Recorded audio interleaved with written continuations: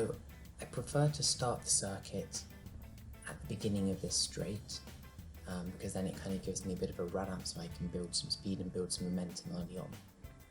However, there is a playground there on the corner, so what you do see is sometimes kind of some mums and kids coming by with their children, which obviously kind of provides a bit of an obstacle and slows the speed down a little bit. Another thing you'll notice here is that technically this is a cycle path which is designated obviously for wheeled vehicles, but you do see runners making use of the cycle path, not only on this stretch but around the whole lake. And obviously that's just like another thing which kind of slows down the speed a little bit, particularly when you have kind of like big blocks of runners running together. So you've got an example here where you've got 3 guys all running together, and then obviously you've got the skater on the other side on the left there. I have to kind of sit up into the wind here, and I have to kind of like slow down. Probably I've dropped from 20k down to 14 or 13k in that kind of situation, and those are kind of the small things which bring down the aggregate speed. Because as we've mentioned before, 21 kilometers an hour obviously is the target in order to be able to do a sub 2 hour marathon time for an inline skate. On the right here you've got some weird kind of picking machine. It's been sitting there for about 2 months, that machine, and it's not moved. I don't know why exactly coronavirus might be stopping interaction with trees, but it seems like somehow the guys that were working on doing the tree cutting have stopped working for the time being. This straight down here tends to be really I would say probably one of the best places in the whole circuit, so it's relatively wide. You can see on the ground there today there are quite a few branches, so it was quite windy here in Rotterdam last night.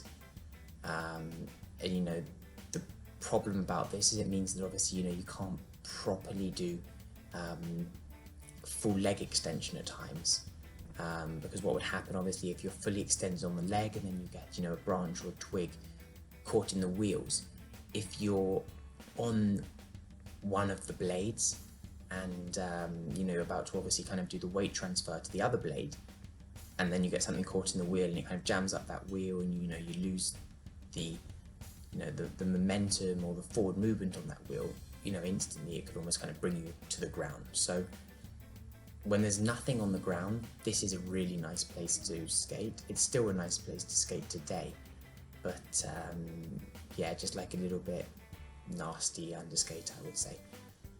Another thing you just seen there is one of these scooters coming past. So a lot of them are electric scooters, so they don't make any noise, and before you know it, they're kind of like 2 meters behind you.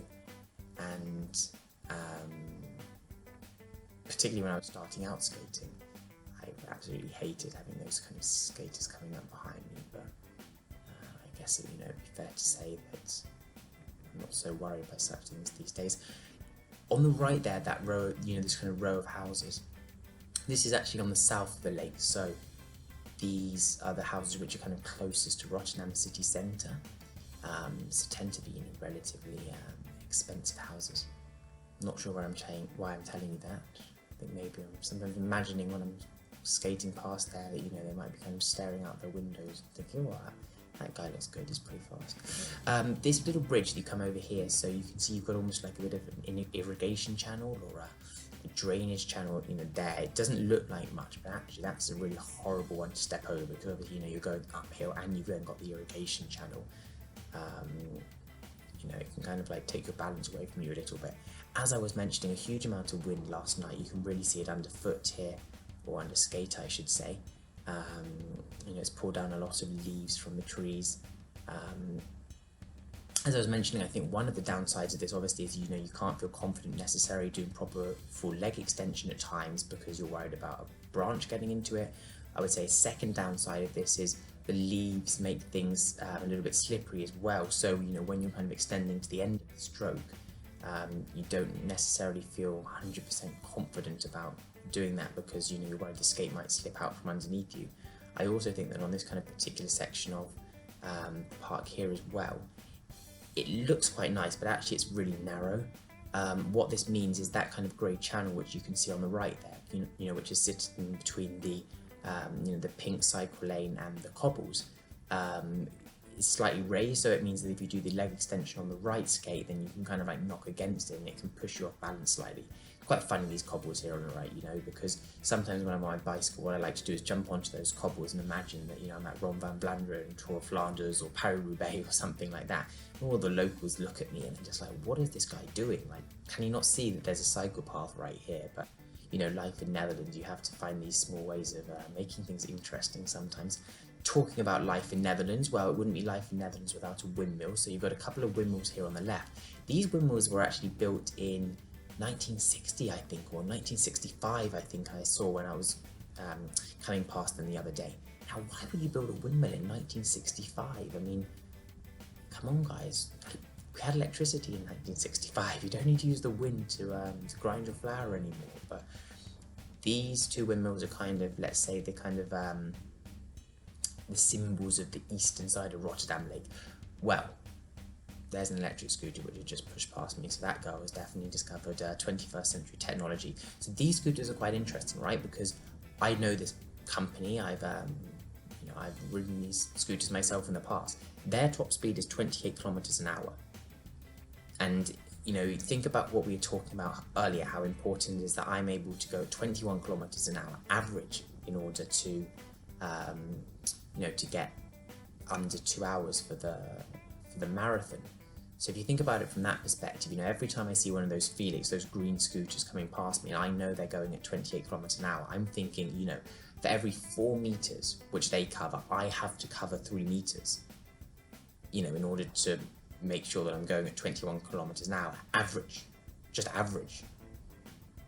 And, you know, you can see at least on this section here, I'm way, way, way slower than that, but I mean, it's a particularly windy day. You can see, you know, the wind blowing in my face. If you look at the rushes there on the right, they're kind of concave slightly towards me. So, you know, that just kind of symbolizes how windy it was out there today. This piece of path here, it looks really nice. The reality is that it's got a slight kind of apex there in the middle. So it means that you end up kind of having to push quite hard on the left skate to kind of almost like push it up the slight incline towards the series of white dashes in the middle of the road. I know we're talking about, you know, not that much here, you know, not that much of an incline if we compare it to some other places, but you know, I mean, over this long stretch, I think it's 1.5 kilometers we're talking here, that kind of stuff does start to hurt actually, particularly if you're also doing it into the wind as well. You know, you can see the leaves blowing all over the place there today. There on the left, you've got a Chinese pavilion. So, you know, in summer when obviously when the coronavirus situation isn't prevalent, and, you know, people are not being forced to do social distancing, it's fantastic to come, you know, to this space, and you know, you can kind of smell Chinese food walking around the lake. Absolutely wonderful. But right now, I don't want to say that nobody's coming to the park. Actually, it's relatively busy, and even on a day like today, there's quite a few people out, but definitely it's nothing in comparison to as it would be during a normal year. So look, here we're kind of coming up to towards the end of the eastern perimeter of the lake, and then you have two options here, right? So you can either go left and you can take the shorter circuit, or you can keep on going straight down, which is kind of a slightly longer circuit. The longer circuit I've only discovered relatively recently. I'm not sure if it's necessarily faster than the shorter circuit, or rather, I should say, I'm not sure the longer circuit is necessarily that much faster than the shorter circuit. But I think one thing I do like about this kind of section, which I'm about to go into now, which is part of the longer circuit, is that there doesn't tend to be so many people making use of it. So, you know, you don't have the same kind of obstructions. I would possibly say that if there was nobody in the park, and if I could choose between the shorter circuit or the longer circuit, I'd probably take the shorter circuit, just simply because it follows the lake much more closely. So you never have any, you know, junctions obviously coming at you from the left-hand side, if you understand what I mean, because you're only just, you know, covering the perimeter of the lake. You know, you only have right junctions to worry about, whereas if you take this kind of longer circuit, then you know, sometimes you have to worry about traffic coming in from the left, traffic coming in from the right. This part here tends to be really nice when there's not any kind of like leaves or twigs or branches on the ground. As I mentioned, really windy last night, so there is a lot of that underfoot, and also the road surface isn't perfect. You can see it's a bit broken there, but it does get a bit smoother further down. And even though it is quite narrow, because there's so few people, in essence you do have this whole width to yourself, to do really, full leg extension when, as I mentioned before, when you have that kind of confidence that you're not going to slip underfoot. I remember reading an article about Eliud Kipchoge and the 2-hour marathon challenge. Well, yeah, we're talking about sub 2 hours, which is what my goal is to do on the inline skates. He obviously did it on foot. I was reading an article about how he made use of how they selected the Vienna course, because it had this kind of natural row of trees, which was kind of flanking, the main boulevard which he was taking as, almost a way of providing a natural windbreak. And this is the effect which you have on this part of the park here in Kralingen. It doesn't matter really whether it's super windy or not, you do have that natural windbreak. This place here on the left there, last night when I came through, there was like a pen which had all these sheep in it. It seems to have disappeared overnight, so I don't know if the farmer's come and picked up his flock overnight.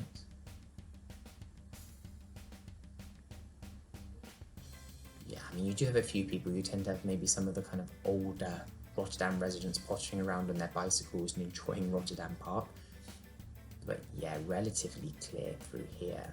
I love this kind of, feeling of almost like into the abyss, into the darkness, into this tunnel of branches and leaves sitting overhead.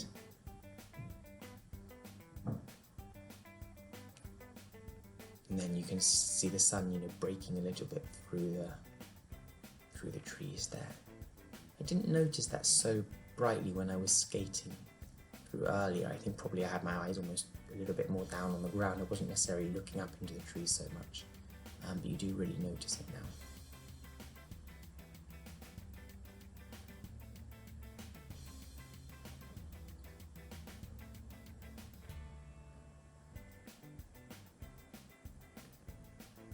So yeah, you just, kind of keep on pushing through here.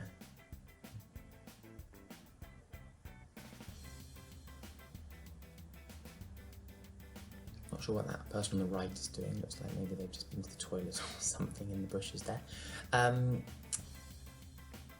What you're about to see here is, so remember earlier we came past that junction. Well, I didn't point it out at the time, but there was an option of taking a 90-degree right turn earlier on, which would then take you into another 90-degree left turn, and it would take you onto kind of the longest stretch of the path, which is this bit here I've just joined. But because of what I did, which was I stayed on this path, it's meant that I haven't had to make those turns. So I've kind of just almost like naturally joined it by taking the sweeping right onto this path here. So this path really goes on for a long time. I'm surprised to see so many runners here today, because when I've been here before, there haven't been that many runners at all, but it seems like there's really a lot of runners there today. There's quite a lot of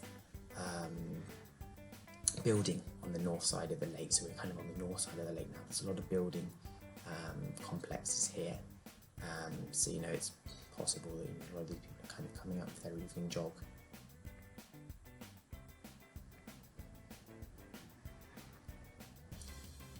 This is where you really start to get some momentum through this space here.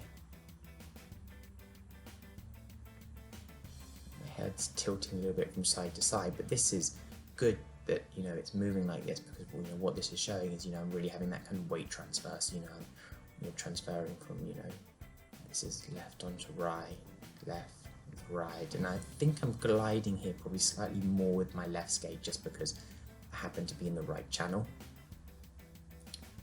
But yeah, you can see that really building up a lot of momentum here. I think this is the place where it's going to be so crucial that I can get the speed up to 24-25 kilometers an hour to recapture some of the speed loss, which I will have encountered on the other parts of the circuit, whether that be from poor road surface or from pedestrians coming out in front of me.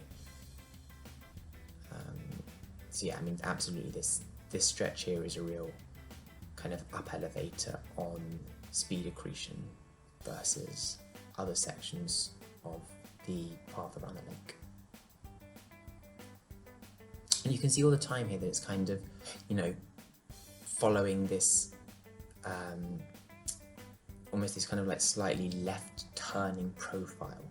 That's because actually that is the lake on the left there, and we are following the lake round at this moment in time, but instead of almost kind of being like a square, which is what you have on the shorter course, where you have 4 quite distinct sides.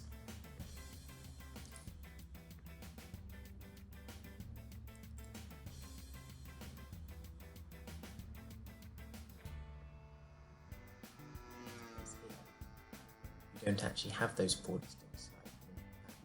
More what you're doing is you're kind of tracing a circle almost around the lake, or even if not a circle, it's almost more like a pizza slice. So if you imagine that you have, you know, 2 of the existing sides of the shorter course you use on this one, but then the 2 other sides of the square on the smaller course, you almost kind of do the arc around those 2 shorter sides. So in essence, the longer circuit, it's kind of shaped like a pizza with almost kind of 2 very straight sides, and then 1/3 side which is longer and has a curvature to it. So you can see at the end, you know, coming up to the end here, you see that break in the trees at the end. When I see that, that's where I'm starting to think, okay, I'm coming towards the end of the circuit here. This is where I really need to start to push. Honestly, as I mentioned today, the wind was unbearable. You can't necessarily see it so dramatically, you know, in this last stretch here, obviously because we've had the tree coverage, but the wind in the earlier part of the circuit, and also, you know, I had a pretty long day today. I wasn't maybe necessarily in the best form, or I haven't eaten the best today, so I was feeling a little bit tired actually, to be honest, by the end of this lap. Obviously, yeah, you kind of take this left turn here, so you can go right down there, and ideally it should be possible to almost properly have the whole perimeter, or to do a whole perimeter, but they're doing some road works down there on the right, so I won't take that way today. In fact, I turn left here, and I come, you know, almost cut in slightly in towards the park. I come down this really narrow stretch of land here with a lot of like tree overhead, a lot of leaf fall, branch fall overnight. It's really difficult getting through here. So this is another thing which really kind of, you know, forced my speed to drop off. On the right there, you see the metal railing. That's the running club, Rotterdam Running Club, and you know, this is another reason why you so often see a lot of kind of like runners in this area not really paying very much attention to what's going on around them, and they can cut in front of you. And then, like, case in point, just there, a woman running whilst on the video call or something. I think she's maybe not discovered Bluetooth headphones. And then this here is almost like, yeah, the last stretch, or the last almost punch down to the starting point. You can see I'm moving quite fast here, so I guess this is because I have a little bit of wind behind me even. So even though we're coming through this tree cover, I've almost got a bit of wind behind me, and actually this makes me think possibly I should have taken the circuit in the opposite direction today, so that I would have taken the wind behind me when I was coming down the longer stretch on the other side of the lake, where I would have been able to kind of take advantage of it slightly more. But anyway, I've taken this counterclockwise route today.